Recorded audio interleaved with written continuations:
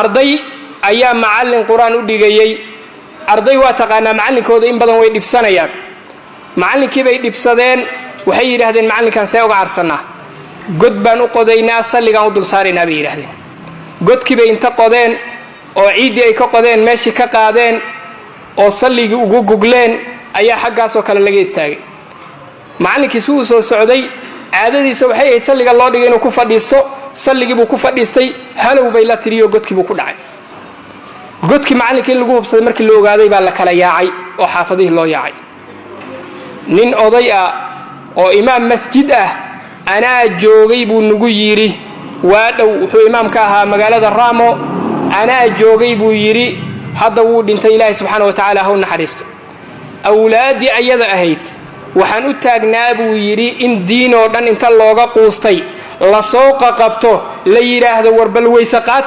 weysaqaadki markay bilaabaan oo gacmihii dhaqaan oo wajigii dhaqaan oo gacmihii suxulihii gaarsiiyaan oo madaxii masaxaan ay iska dhaqaaqayaan warad xageed u socotaan lugihii baa idin dhimane wuu soo noqoni weysadii buu soo bilaabi madaxii markuu masaxo waa dhaqaaqi hal nin oo weysadii kamilaa la waayay diin kale iska badaa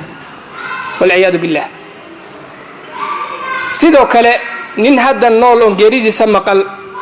wuxuu macallinkayga u xaqiijiyay macallinkayga quraanka soo baray inuu jiray arday kamida dugsiga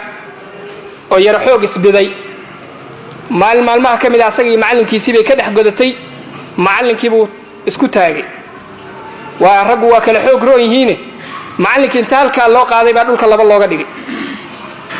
aabihii baa arkay in macallinkii uu lagday wiilkiisii waa soo colcolaadiyay alla talbeelayay war ii qabta ninka macallinkii maanta lagday ii noolaan maayo macallinkii baa soo booday wuxuu yiri aabow waxba ha taabanin naftiisana ha dilin xabad aniga la isaaray xaraf inuu gala xaraan bay ka tahay buu yiri ani xabad aniga inta la isaaray kor la ila qaada dhulka laba la iiga dhigay inuu xaraf quraana gala xaraan bay ka tahay inuu wax barta Soomaalian dili lahayn waxba hadilin buu yiri kan wax baran maayo waxaan u taagnaa buu yiri ninka qisada sheegayo ninkii asaga ahaa oo nin walba oo isku dayo bismillaahir rahmaanir rahiim u talqiiniyo oo uu ka daba yiraahdo ninku guuleystaa la waayay